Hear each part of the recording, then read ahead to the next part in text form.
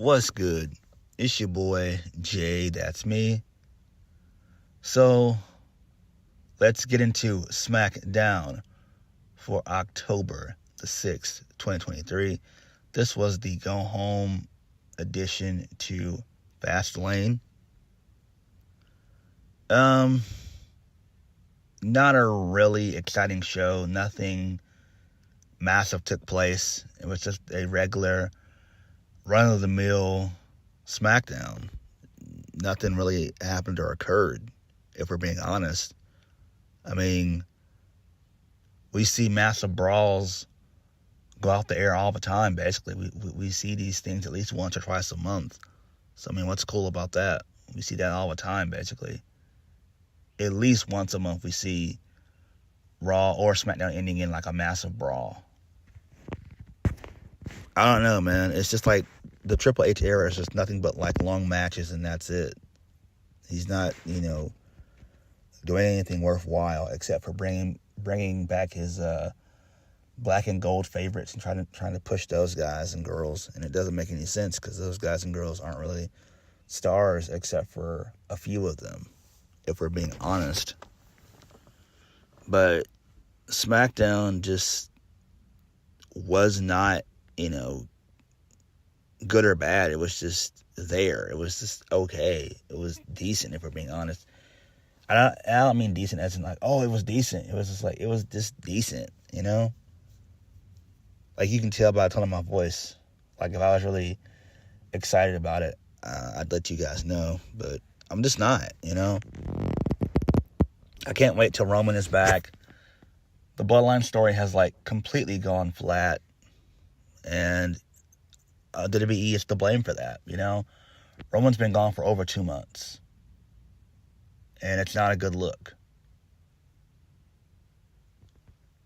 Again, I hate to harp on how Cody should have won at WrestleMania, but it's the truth. Cody should have won at WrestleMania, and we never would have got any of this at all. Again, Roman's constantly on vacation. He's never really there. I mean, he's earned it and everything else, but seriously, with Roman not being there, the bloodline is just completely stale. He's that glue that holds it together. And without Roman being there, you have just wacky shit going down, if we're being honest.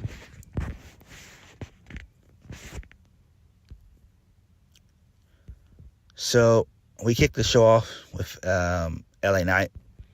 He gets on the mic and says, "Let me talk to you."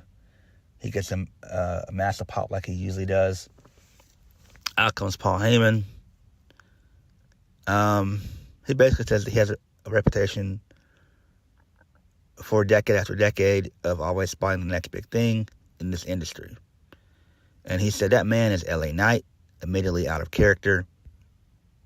He's going to be the next megastar. And Paul Heyman continues to put over LA Knight.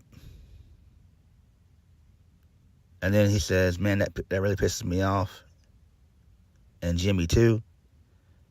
And Solo, if you're lucky, he doesn't care because, with all due respect and admiration, sir, you've earned from me, that is to your credit.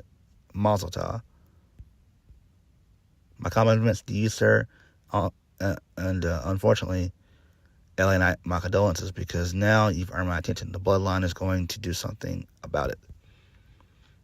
And then LA Knight responds. He just, jaw jacks with Paul Heyman and everything else. He said he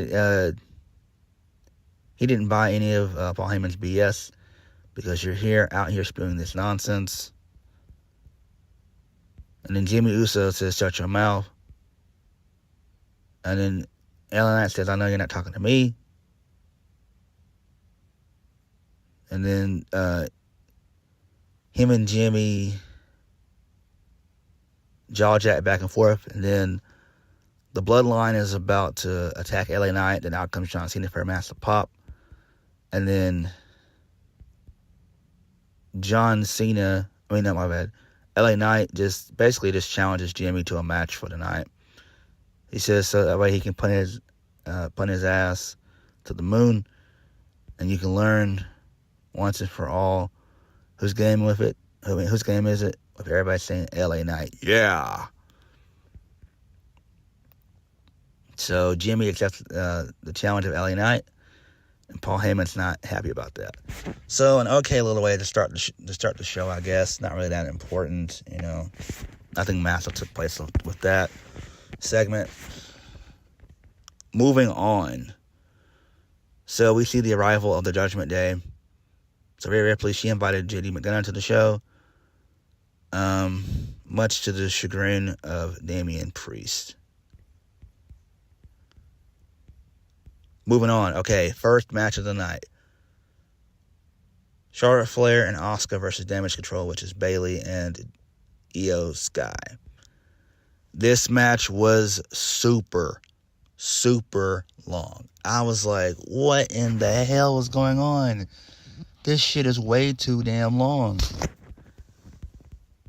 This thing went through not one, but 2 commercial breaks, and this thing wasn't over. So Charlotte Flair gets the win via the natural selection, and I'm just like, oh my God. Why did this tag match have to be so damn long? It doesn't make any sense. We're not on pay-per-view.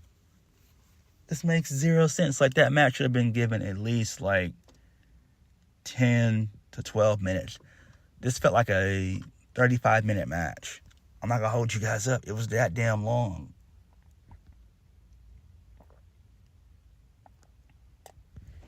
Again, this is all the Triple H era is about. It's just long-ass matches. And I don't like it. Moving on. So, backstage, Paul Heyman yells at Jimmy Uso because he continues to make decisions without the operations of Roman Reigns. Well, yeah, without the authorization of Roman Reigns.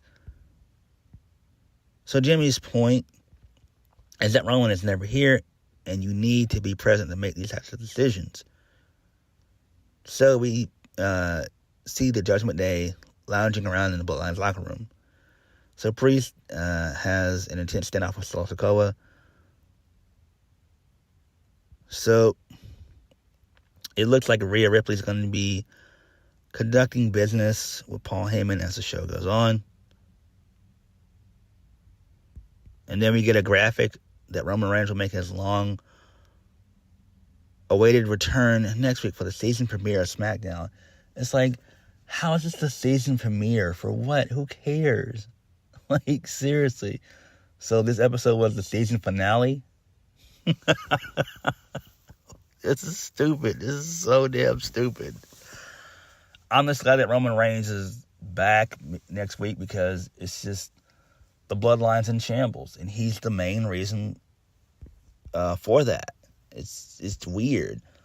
Like, Jimmy's tried to do his own thing. He's trying to get back in with the Bloodline and everything. I don't know. Next, this leads us into Bobby Lashley versus Rey Mysterio. So this match was good. This match was solid. I like this match. So Bobby Lashley wins via the spear. There's one point in the match where the Street Profits, they took out Cruz del Toro and Joaquin Wilde. It was nasty. They did like a real sick back body drop, taking out both guys. That was fucking nasty. And then Lashley wins, like I say, via the spear. So that makes sense. Again, I don't understand why we couldn't get Rey Mysterio versus Bobby Lashley at Fastlane versus a 6-man tag. I mean, it makes sense. I mean, that would make more sense than doing the 6-man tag. Because you already have, like, another tag match on the show that's more important than this one. I don't know. I'm not the one booking. I'm just some brother on the internet. I don't know. But That's what I would have done. Next, moving on. So Rhea Ripley tells Paul Heyman to make the wise decision. The Bloodline and the Judgment Day should do business together. So Paul Heyman is envious that he didn't come up with that idea himself, but he needs to get authorization from the tribal chief first. Rhea wants Heyman to acknowledge her. Paul Heyman says that she's in the long locker room to be using that phrase. Rhea says that Heyman will indeed acknowledge her, just like his former boy Jey Uso did on Monday Night Raw. Otherwise, we'll see who's really stronger. The Judgment Day or the Bloodline. Rhea tells Heyman that he's authorized to make his little phone call. I'm like, okay. Like, I'm tired of both the Judgment Day and the Bloodline. I'm just tired of those two factions because we see them every single week. Like, less is more. Seriously, less is more. Really. But those are the two main factions that's holding WWE down, basically. You know? I mean, they're trying to milk both stories as much as possible. Next, we get a Alba Fire and Isla Dawn vignette, which is weird. We got one of those, I want to say, like 3 weeks ago, and now we're getting another one. I don't know why we're trying to bring them back. There is no, like, essentially there is no tag division, basically. We do have tag champs, but they're on, Raw, which is Chelsea Green and Piper Niven. But I don't get it, Like, this is weird. These stop and start pushes. These stop and start vignettes. I don't like that shit. I really don't. Next, Austin Theory versus Dragon Lee. This match was great. This match was good. So, towards the end of the match, Cameron Grimes comes out and he takes out Grayson Waller, who tries to get involved in the match. This allows for Austin Theory to hit the Aton down, but Dragon Lee rolls him up for the 1, 2, 3. Good stuff there, for being honest. Glad that Dragon Lee got the win.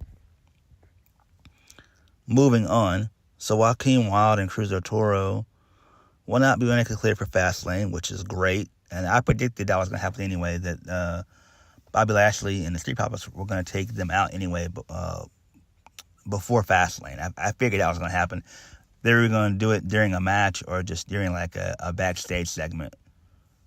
So this does make sense. So the LWO will have to look for a new tag team partner in their 6-man tag with Bobby Lashley and the Street Profits. Okay, I'm fine with that. Makes sense. And we know it's going to be Dragon Lee getting involved anyway. Like, he's going to do so well on the main roster. Moving on, so we get a Seth Rollins and Shinsuke Nakamura video for whatever reason. We get a video package for them. Don't know why, but it is what it is. Then, announced for next week, we're going to be getting Pretty Deadly versus the Brawling Boots. Plus, Triple H is going to be making a special appearance for whatever reason. I have no fucking idea why. I don't understand why. Main event, LA Knight versus Jimmy Uso. So this match is thrown out as a no contest. Solo gets involved. And then post-match, John Cena storms into the ring. So the Judgment Day, they come out. Paul Heyman accepts Rhea Ripley's offer. So Cody Rhodes and Jey Uso, they join the fray. And then there's a massive 6-man brawl. And basically,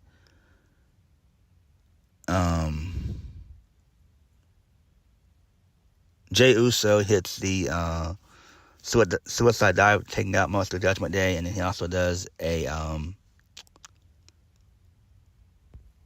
flying plunger. So there's still like a massive brawl that ensues. So basically, JD McDonagh is the only guy left into the ring. So Jey Uso super kicks JD McDonagh. Cena hits the spinning side slam. He delivers the 5-knuckle shuffle. Cena does the attitude adjustment, and then Cody Rhodes plants JD McDonagh with the crossroads, and all 4 guys celebrate. And that's how we go off the air. Wow. I'm very excited for Fastlane. Not boring. Who cares? We figured that was going to happen anyway. It's like, that's a no-brainer.